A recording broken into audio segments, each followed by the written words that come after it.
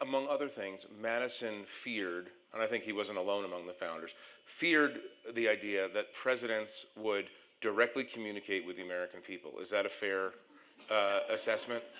You know, the National Constitution Center, and all of you who are friends know this, is nonpartisan. It's the only institution in America created by the US Congress to educate and illuminate ideas about the Constitution on a nonpartisan basis. I can say with complete nonpartisan virtue that the idea of a tweeting president would be a Madisonian dystopia. It's the worst thing he could have imagined. And that's also not a partisan statement, because our first tweeting president was Barack Obama, who was the first one to set up a Twitter account. They had slightly different Twitter styles. They did have different Twitter styles. I would like to note for the record. But they're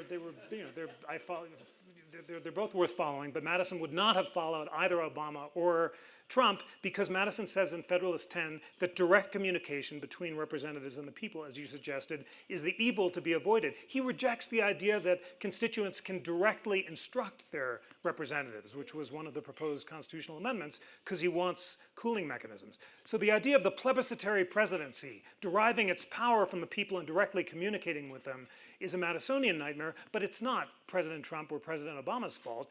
The villain here, George Will, came to the Constitution Center recently and said, all of American history can be seen as a battle between two Princetonians, James Madison and Woodrow Wilson.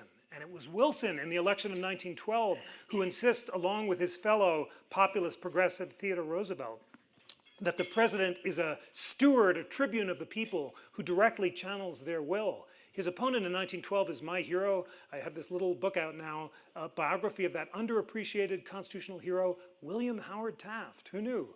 Taft is, in the election of 1912, sees both Wilson and Roosevelt as demagogues who are directly appealing to the people, calling for the judicial recall of decisions by popular vote, and is defending the Constitution, the Madisonian vision of the presidency, against these new populist forces, which culminate in the imperial tweeting presidency.